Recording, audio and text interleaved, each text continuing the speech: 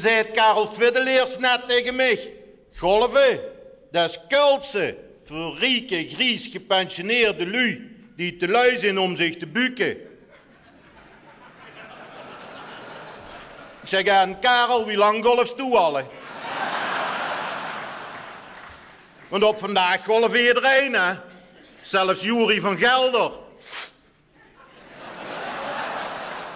Daar hebben ze helemaal omgeturnd.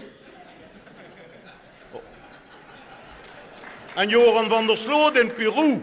Ja, golf is de enige sport die ze met handboeien om kunnen doen. En er wordt ook vuil bij gelogen. Of pak Nigel de Jong. Nigel de Jong, de golf ook. Hij heeft er eindelijk een sport waar het handicap van de tegenstander al voor de wedstrijd bekend is.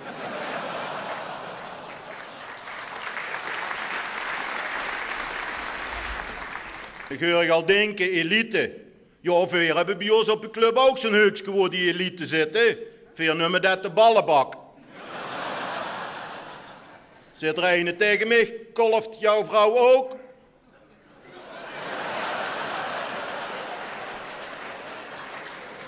Ik zeg, niet meer. Hoezo, zei het er? Ik zeg, omdat de kleine van ons nu boterhammen net.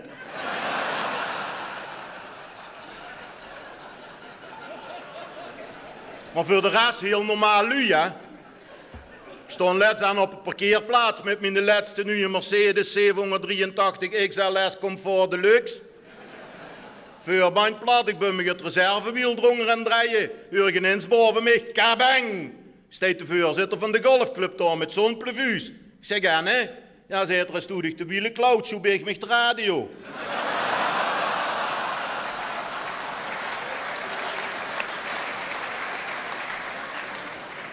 Heel normaal lui. Want de kunst bij ons niet zo bij de golfclub. Er wordt gescreend, het systeem PVV. Maakt niet uit wat ze gedaan hebben, ze het maar verteld.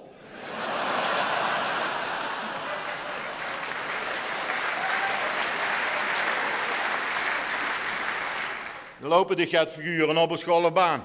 Let aan, ik ben aan het oefenen. Stop achter mij zo'n blauw kerkje. Met heel groot erop Marshall.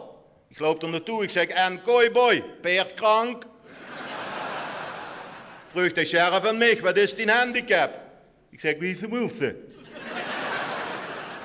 Nee, zei hij, dat is zeker wel een handicap.